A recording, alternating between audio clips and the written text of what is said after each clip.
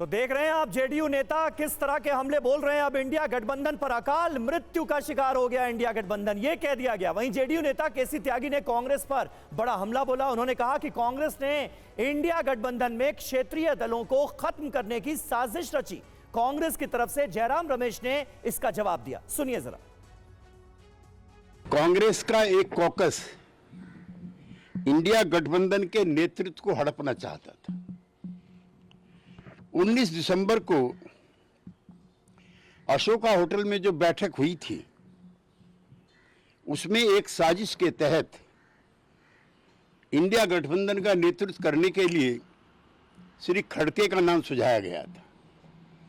इससे पहले मुंबई की बैठक में सर्वसम्मति से तय हुआ था कि बगैर किसी का चेहरा आगे रखे बगैर ये इंडिया गठबंधन काम करेगा। बार बार अपना राजनीतिक रंग बदलते हैं और राजनीतिक रंग बदलने में वो गिरगिटों का अच्छा मुकाबला देते हैं, वो कड़ी टक्कर देते हैं गिरगिटों का। मैं कहना चाहता हूं कि बिहार की जनता उनको और जो उनको नचा रहे हैं दिल्ली में बैठकर, उनको भी सही जवाब देगी।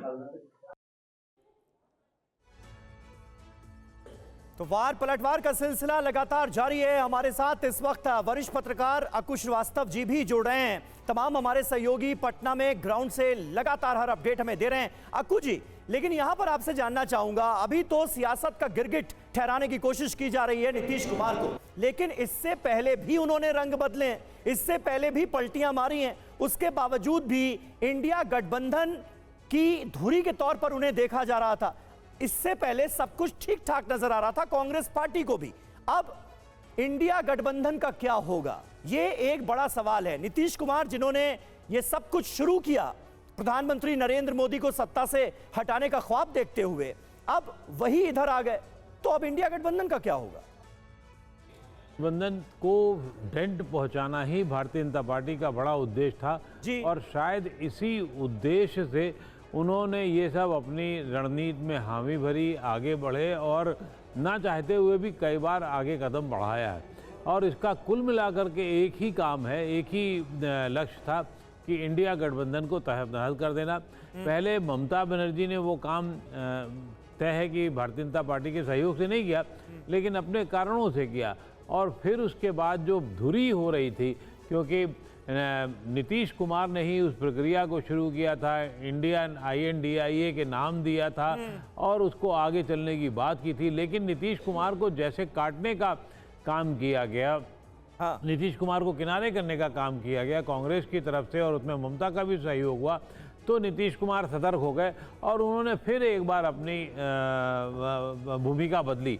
नीतीश कुमार की भूमिका को लेकर के बहुत सारे इतिहास में चैप्टर लिखे जाएंगे, लेकिन उसको कोई लेकिन अक्कू जी तो नहीं होगा। अक्कू जी, आप कहीं ये संकेत तो नहीं दे रहे कि सब कुछ पहले से ही तय था कि नीतीश कुमार को आना ही है, बीजेपी के साथ इंडिया गठबंधन बनाया जाए और फिर उससे इस तरह से किनारा कर लिया जाए? मुझे लगता नहीं कि इस तरीके से होता है राजनीति में, और इतनी लंबी खेल कम से कम जेडीयू के स्तर पे नहीं हो सकता है। वो खेल भारतीय जनता पार्टी अपने तरीके से कर सकती है कि बहुत आगे की लड़ाई सोच करके वो चले। शतरंज में जितनी दूर का खेल खेला भारतीय जनता पार्टी करने में सक्षम रही है और सक्षम करके दिखाया है उन्होंने, उतना अभी जेडीयू या और आरजेडी के लेवल पे नहीं हो सकता। वहां तो अपने ही अपनी सरकार बचाने का संकट होता है। ठीक है। इस बीच देखिए, बीजेपी नेता विजय सिन्हा ने कहा है कि बिहार में जंगल राज बढ़ रहा था, इसलिए यह फैसला लिया गया। सम्राट चौधरी ने कहा कि जो भी फैसला हुआ है वो बिहार के हित में ही हुआ है।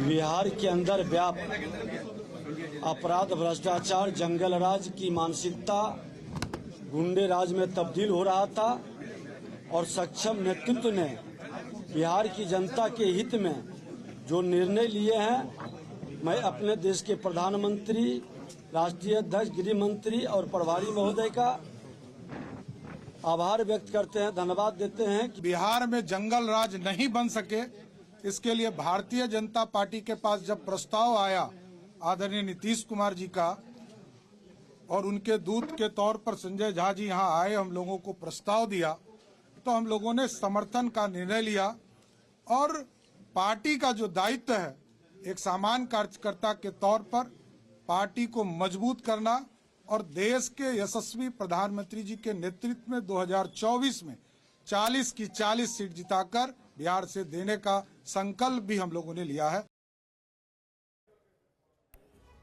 और देखिए इस बीच बिहार में सड़कों पर जो पोस्टर लगाया गया वो बड़ा दिलचस्प है। नीतीश सबके हैं, सब पर 20 नीतीश, कोटि कोटि बधाई। तो एक बार फिर मुख्यमंत्री बनने जा रहे हैं नीतीश कुमार, 9वीं बार मुख्यमंत्री पद की शपथ लेने जा रहे हैं। एक तरफ प्रधानमंत्री नरेंद्र मोदी का चेहरा और दूसरी तरफ नीतीश कुमार का चेहरा, और बीच में देखिए लिखा क्या है, नीतीश सबके हैं, सब पर 20 नीतीश।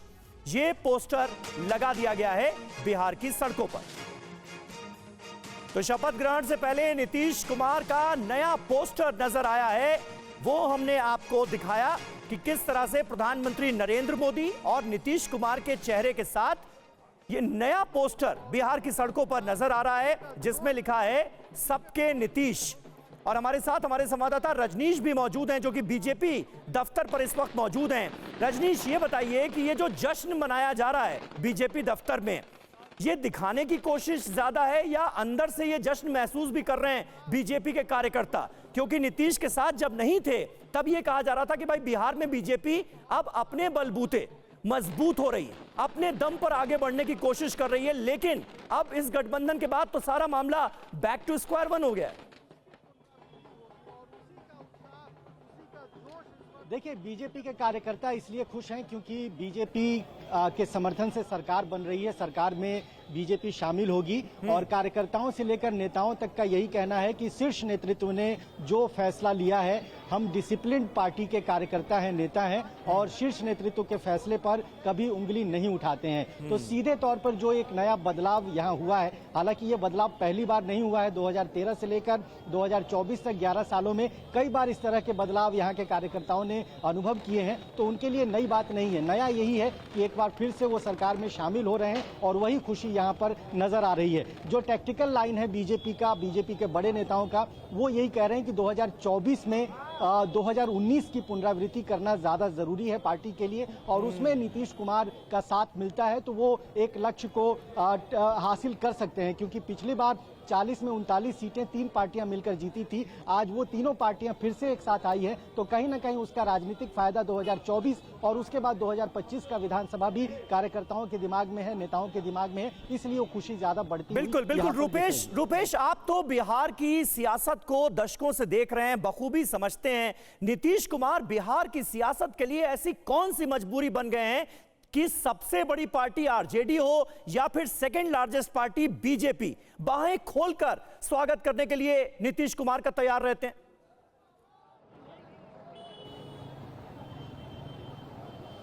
देखिए, बिल्कुल बहुत बड़ा सवाल है और बहुत अच्छा सवाल है कि आखिर ऐसा क्या है, नीतीश कुमार में ऐसा कौन सा रंग है जो सब उसमें आकर मिल जाते हैं। पोस्टर लगता है कि नीतीश कुमार सबके हैं, यहाँ कहा जाता है कि बिहार में बहार है, नीतीश कुमार है, लेकिन सरकार किसी के साथ भी बुलाएं सेंटर में वही रहते हैं, यानी कि मुख्यमंत्री की कुर्सी पर वही रहते हैं। तो 3 धड़ों की यहाँ पे राजनीति पिछले 2 दशक से लगभग चल रही है कि 2 धड़े जहाँ हैं वहाँ सरकार बनती है और एक धड़ा नीतीश कुमार का है जो कि अपनी जगह पर मौजूद रहता है। लिहाजा इन दोनों की मजबूरी है। सबसे बड़ी पार्टी इस वक्त आरजेडी है, इसके 81 उनकी सीटें थी, इसके पहले बीजेपी की 53 सीटें रही हैं। बावजूद इसके नीतीश कुमार इस बार अगर देखें तो मात्र 45 उनकी सीट है, लेकिन बीजेपी के साथ जब 2020 में चुनाव लड़के आए थे तो उसकी सीटें 45 थी और 75 सीटें थी बीजेपी की। बावजूद इसके, हालांकि नीतीश कुमार ने बाहर निकल के ये कहा था कि मैंने इस बार इच्छा जताई थी कि बीजेपी अपना मुख्यमंत्री बना ले, लेकिन बीजेपी ने कहा कि आप ही मुख्यमंत्री रहिए। उसके बाद से नीतीश कुमार ने मुख्यमंत्री की कुर्सी संभाली थी। लेकिन वो कुर्सी ही है जिसके लिए नीतीश कुमार कभी उनके साथ जाते हैं, कभी इनके साथ जाते हैं, और उसका सबसे बड़ा कारण है कि राजद हो या भारतीय जनता पार्टी, दोनों को ये भरोसा नहीं है कि वो अकेले यहाँ पर सरकार बना। सही बात है, यही सबसे बड़ी वजह है। कभी कभी इनके साथ जाते हैं, कभी उनके साथ जाते हैं, लेकिन कुर्सी पर हमेशा नीतीश कुमार नजर आते हैं। नीतीश के साथ आने पर बीजेपी नेता संजय जायसवाल ने कहा, महागठबंधन सरकार रहती तो बिहार बंगाल बन जाता। तो वहीं दूसरी ओर कांग्रेस नेता पवन खेड़ा ने कहा कि इनकी दो ही मजबूरी हो सकती है, ईडी और सीडी। जिस तरह से दिसंबर में परिस्थितियां बन रही थी, बिहार भी बंगाल के समान हो जाता, जहां हर आम इंसान, हर व्यक्ति को एक डर के साए में जीना पड़ता। माननीय प्रधानमंत्री जी ने यह निर्णय करके बिहार के हित में निर्णय किया है और जो जंगल राज जो 1990 से 2005 का कार्यकाल था, जो जिसमें केवल और केवल अपराधियों की चलती थी, वह दोबारा नहीं हो, इसके लिए माननीय प्रधानमंत्री जी ने और राष्ट्रीय अध्यक्ष जी जो निर्णय किया, उसके लिए पूरी भारतीय जनता पार्टी की तरफ से हम लोग उनको बहुत बहुत धन्यवाद और आभार व्यक्त करते हैं। 9 बार शपथ ले रहे हैं, ये एक रिकॉर्ड है अपने आप में।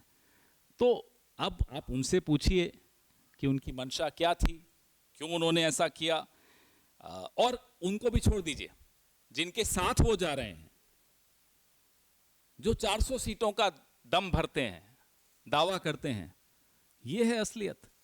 ऐसे ला रहे हैं आप ईडी, सीबीआई, कभी किसी को डरा दबा के ले आए।